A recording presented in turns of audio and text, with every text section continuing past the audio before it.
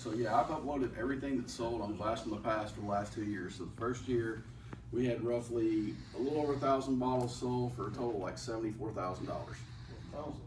And then this year, we're well over 1,000 already, bottles sold. We have a long way to go. There's been some people finding some collections out there and they're putting them on there.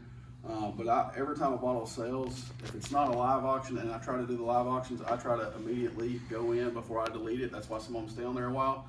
I go in, I log the bottle, the colors, the labels, the size, the city, and what it sold for. Yeah.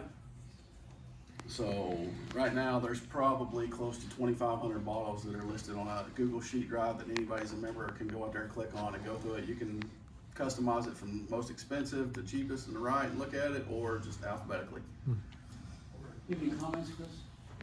Yeah, no, that's a great idea. Obviously, keeping it up to date, Yeah. it's a commitment. Yeah. Putting together the spreadsheet the first time is probably the most onerous. But How many additional bottles per week? he's already started a Google Doc. He's got it for the Glass from the Past. Right. He's Okay, talking yours about is just capturing on all Glass the from the eBay Past. stuff, which Okay. you've captured, but Yeah. we haven't put in the spreadsheet. That's How right. many items do you think are sitting there that you've captured with pictures? You've got a folder full of pictures that haven't actually been I entered. do, Do you have yes. an idea? About 100, 200 maybe. 100? Yeah, not that much. From this, That We're sounds like about we're just 2 catching hours. ones over $100. yeah. That sounds like a couple. From a hours worth of typing. standpoint, if you want to do it, I can just, because right now it's page, so you can look at 21 to 2022, then 22 to 2023.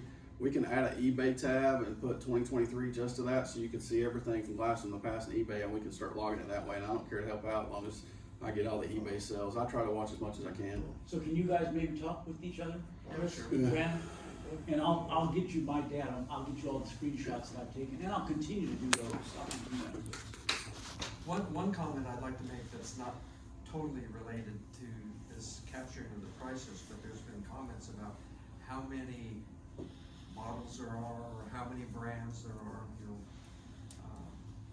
Dennis Fewless, who's long since passed away, was my partner in writing a couple of books. We started these state-by-state books on the bottling companies, and we did 3 states, and that project has languished for quite a while now.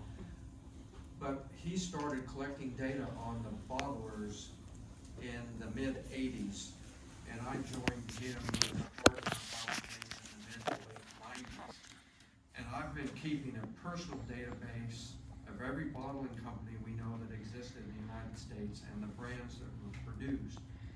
And at this point, we have documented well over 30,000, we're approaching 32,000 individual bottling works that operate in the United States since about the 1850s, when, we'll say, bottling began. Now, obviously, a lot of those did not bottle ACL bottles. And a lot of those companies, the newer companies, never bottled bottles at all. They've only done cans. But there's been at least 32,000 entities in the United States that have bottled soft drinks from the beginning of time to current. We've documented 16,000 brand names that soft drinks have been sold under in the U.S. Obviously, again, a lot of those are not ACLs. But I have 12,000 brands in my collection, so, and every day, if we visit somebody's collection or we come to a show like this, we see brands that we have no idea that existed. There is no definitive list that we know of. I started because of this pressing need to have some kind of a documentation of what actually exists. I started doing, and Brandon was going to be the starting person, and then when the website came up, you sort of abandoned your project, but I've started doing the first volume of a series of books, and the only thing that was going to be in it is the A's and the B's. And several people in this room, along with all the bottles I have, contributed the bottles they have in the A's and B's, and we have 2,200 A's and B's, ACLs. Now that includes variation, significant and variations. Significant enough, you know, different size of bottle, the colors of the labels are different, or the neck label is completely different, or something like that. there's a lot of variations where this one has the zip code and this one doesn't. We're not gonna try to document that, but on the A's and B's, at this point, we know I've got 2,200 bottles that we photographed, and that book, just for the A's and B's, would be well over 600 pages.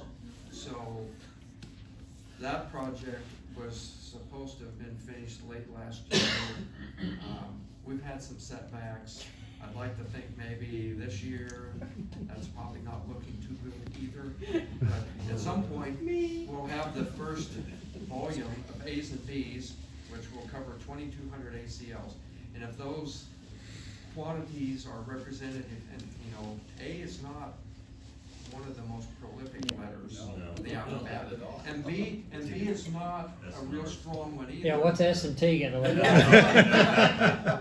We've been on there by X and W. When you get to M and the S's and T's, I don't think they'll fit in one 600-page volume.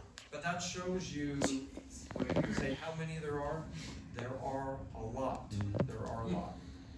And so, that, if we could ever finish that series,